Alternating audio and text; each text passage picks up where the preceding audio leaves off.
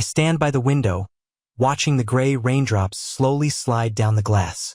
The house feels foreign, empty, as if only a shadow of its former warmth remains.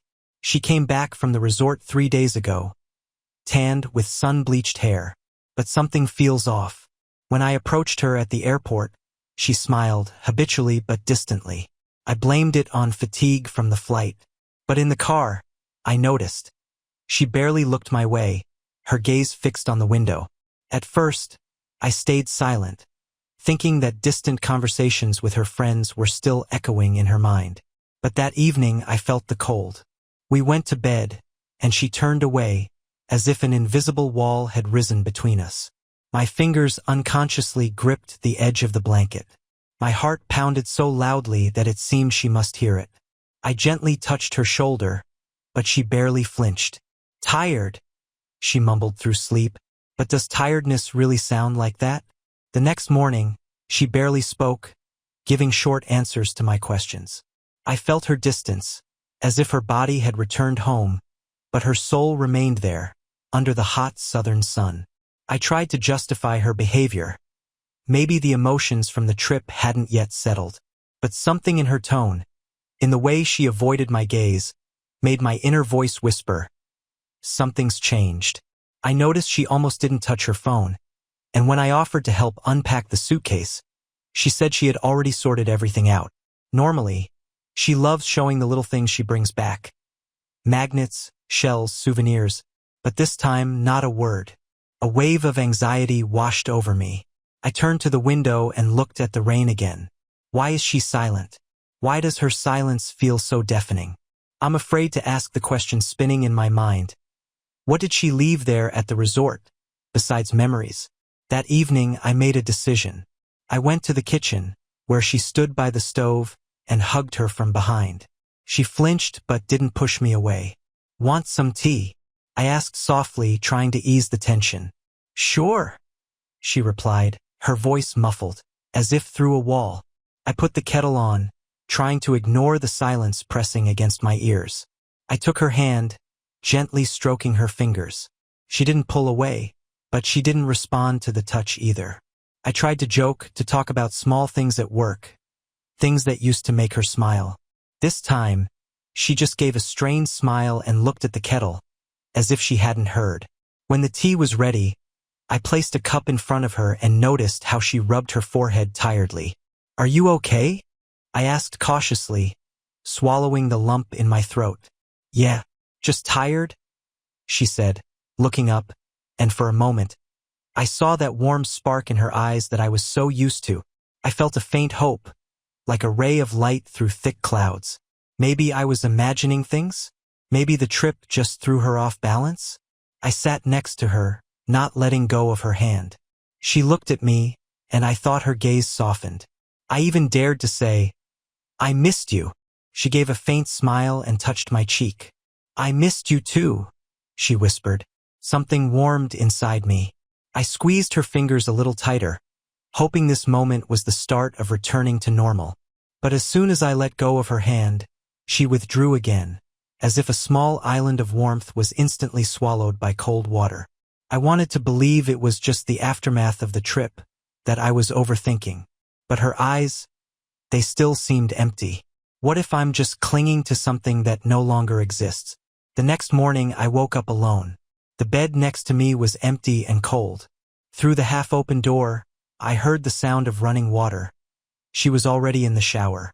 I pulled on a t-shirt and went to the kitchen. Her phone lay on the table, the screen dark, but I noticed something unusual. It now had a password. We never kept secrets before. She never hid her phone, often leaving it in plain sight, even when messages came in. I knew her password, she knew mine. But now I looked at the black screen and felt tension growing in my chest. When she came out of the bathroom, I tried to speak calmly. "Did you change the password on your phone?" She glanced at me briefly, as if she had forgotten I was still here. "Yeah," she answered shortly, drying her hair with a towel. "Why?" I forced a smile, trying not to show my worry. "Work stuff." Her voice sounded too steady. "Work stuff." Somehow, that phrase left a bitter aftertaste. She always considered work a routine, never giving it much importance. I forced myself to look away from the phone and at her instead. She opened the cabinet, looking for something on the top shelf, without turning around. What kind of stuff? I dared to continue. She paused for a moment but didn't turn. Just updated the app. Something about security, she explained almost in a whisper. Her explanation sounded strained. My heart clenched and I barely restrained myself from asking more questions. I tried convincing myself it was just my imagination. Maybe it really was work-related? But why did her voice sound so unsure? I noticed how her hands trembled slightly when she picked up the phone and put it in her pocket. The movement was quick, as if she was afraid I would notice something. I forced myself to smile, pretending that everything was fine. But inside I felt a growing, unpleasant sensation, something dark and sticky wrapping around my thoughts. Why do her eyes avoid mine? Why does my mind keep repeating the same thing? She's lying. A week passed. She became distant again. Our conversations were reduced to short phrases, as if every word burned her. In the mornings, she would quickly leave for work, avoiding eye contact. In the evenings, I often found her on the balcony, phone in hand. Conversations quiet, muffled. I tried to catch at least a snippet through the glass, but her voice always sounded clipped and muted. Who are you talking to? I couldn't hold back one evening when she came back inside. Friends, she answered shortly, avoiding my gaze. The ones from the resort? I asked, trying not to show my nervousness. Yeah, just sharing impressions, she replied, but her voice lacked warmth. She put her phone on charge and went to the bathroom. I couldn't resist and glanced at the screen. A chat app was open, but the conversation quickly disappeared behind a password. Why does she now protect her phone as if it's an inviolable secret? I returned to the kitchen, staring at the empty cup. My thoughts kept spinning. Maybe I'm just overthinking it? Maybe it's just fatigue? But then why do I feel like I'm losing her? The next day, I noticed her phone going silent around me again. She put it in her bag and went to the balcony without explaining why. I approached the door, trying not to give away my presence. Her voice was quiet, almost a whisper. I caught only a few words. Not now, I can't talk. Anxiety grew inside me like a rusty spring tightening around my chest. When she returned to the room, I pretended to be busy with work. She glanced at me briefly and turned away. Why does every step of hers feel like she's moving further away? Why does her smile seem like a mask? I was exhausted by my own thoughts. I wanted to believe it was just my imagination. But the inner voice wouldn't quiet. What if she's no longer here, not with me? I couldn't ignore the feeling anymore. The anxiety wrapped around me like choking ivy. I tried to focus on work, but my thoughts kept drifting back to her, her cold eyes, the phone conversations on the balcony, the short messages she typed whenever she was alone. Last night, I woke up to silence. She was lying with her back to me again. I propped myself up on my elbow and carefully looked at her face, calm, almost serene. I wanted to believe I was wrong, that it was just nighttime sadness.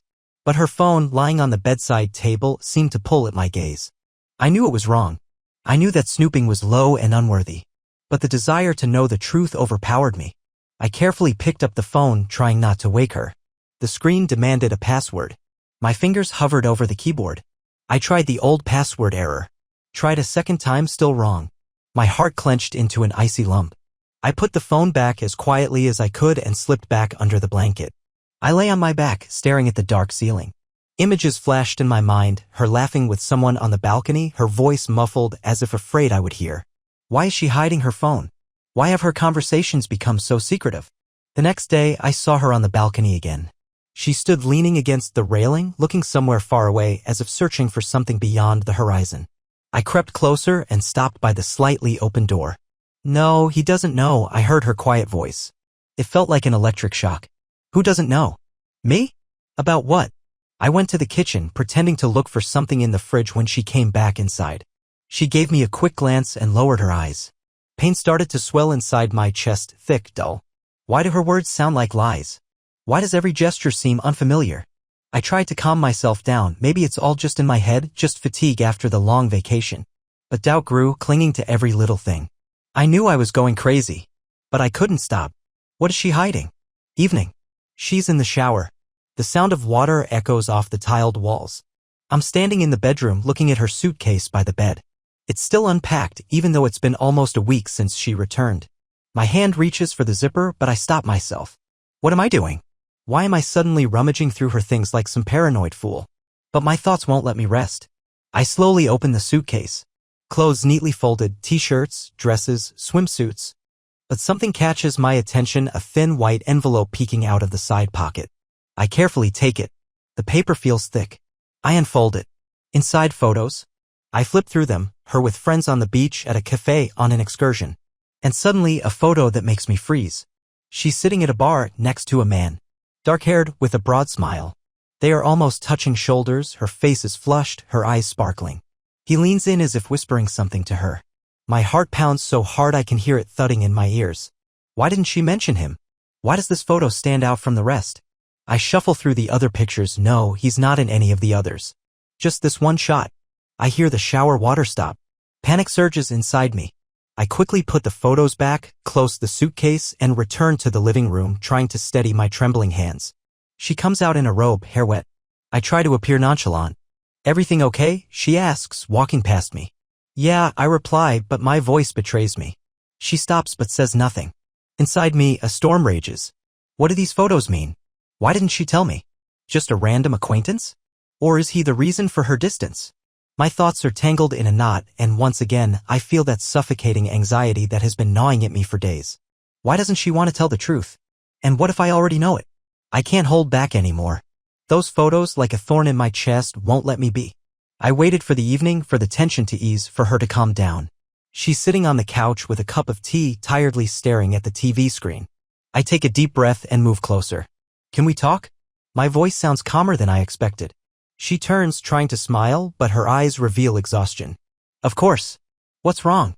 I pull the photo out of my pocket and place it on the table in front of her. Her face immediately loses color, and her hands slowly fall onto her knees. "Who is he?" I ask quietly, trying to keep my composure. She stares at the photo for a long time, then slowly lifts her eyes to mine. "It's not what you think," she whispers. "Then what is it?" My voice betrays irritation. "Why did you hide it? Why didn't you tell me?" She averts her gaze. I feel the anger boiling inside. "We met on the beach," she finally says, as if giving in. "Just by chance." By chance? I can't believe what I'm hearing. "And you're at the bar with him, laughing like I don't even exist?" She clenches her fingers so tightly that her knuckles turn white. "I didn't mean to hide anything. I just wanted to forget. He was there alone. We started talking. I don't know how it happened, but at some point it felt like..." "Like what?" I interrupt, unable to contain the pain. Like everything could change, her voice breaks, and she presses her hands to her face. My world collapses. Change? What did she want to change? Me? Our life? And what? I almost shout. "You just decided to start over with him? What about me?" "No." She suddenly looks up, tears glistening on her cheeks. "He disappeared the next day. Without a word. I was left alone. I felt so stupid. I wanted to come back to you, but now..." I stay silent, feeling my chest tighten in a vice. She takes a step towards me, trying to touch my hand. "I'm sorry," she whispers. "I thought I could forget, but when I came back, that feeling didn't go away. I don't know how to fix this." I pull back, her touch burns. "You ruined everything yourself," I say, my voice sounding unfamiliar. She doesn't try to come closer again. She stands still, head lowered. Why do her words sound so meaningless? Why do I feel betrayed even if nothing happened? Or do I just not want to believe it? After the conversation, I went to the bedroom and closed the door behind me. My chest felt so tight it was hard to breathe. I sat on the bed, burying my face in my hands. Her words echoed in my head. I wanted to change everything, start over. She stayed in the living room. I heard her moving around the room, but she didn't approach. Maybe she was afraid. Or maybe she didn't know how to calm me down anymore. I lay in the dark, listening to her every step. I tried to figure out what hurt me the most. The mere thought that she could want something new. Or her admission that she felt lonely. I always thought we were a team. That even in the toughest moments, we would find a way to be together. But now it turns out my world was built on an illusion. When I woke up in the morning, she was already gone to work. The bedroom was silent. On the nightstand was her cup of tea, cold, just like our relationship. I picked it up, trying to understand how to move forward. During the day, I tried to work, but my thoughts kept returning to her. Why didn't she say something earlier? Why didn't she share her feelings before the trip? I would have understood. Or at least tried. My phone vibrated, a message from her. "I'm sorry about yesterday. I need time to figure things out. I don't understand what's happening to me either." I read the message several times. I don't understand what's happening to me. Why don't her words reassure me? Why do I only feel emptiness? In the evening, She returned, quiet, with a distant look. We sat at dinner, avoiding eye contact. I wanted to ask 1,000 questions. How long had she been feeling this way? Why didn't I notice earlier? But the bitterness in my mouth kept me silent. She started talking about work, how complicated everything was after the vacation. I nodded, but the words didn't sink in. I felt like we were sitting at the same table but living in separate worlds. Couldn't hold it in. Do you really want to be here? With me? My voice was softer than I expected. She looked at me as if my words had hit her. But she didn't answer. The silence hung over us like a heavy blanket, suffocating. She lowered her head, and I just sat there, staring at her hands lying lifelessly on her knees. Why, even knowing the truth, doesn't it feel any easier? And why can't I imagine holding her anymore? A week has passed. I sleep in the living room, on the old couch that digs into my back with its springs. She stays in the bedroom. We hardly speak. Mostly just practical phrases. Tea's ready. I bought groceries.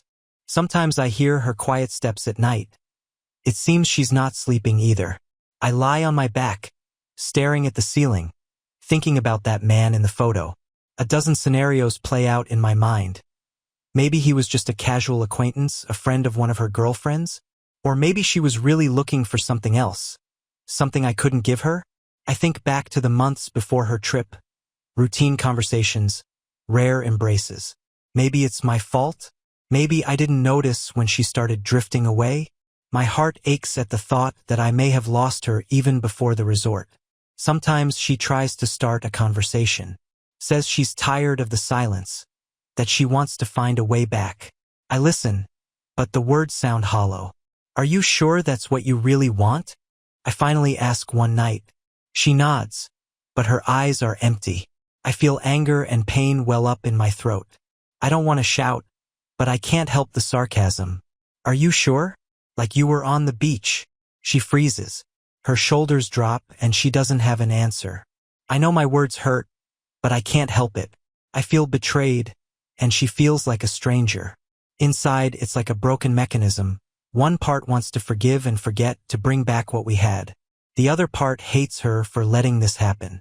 Why didn't she stop herself? Why did she allow herself to feel that being with someone else might be better? I keep looking at that photo over and over. Now it feels different, not as proof of betrayal, but as a symbol of the crack that had already spread through our foundation. I wish I knew when exactly we lost each other. But there's no answer, just emptiness.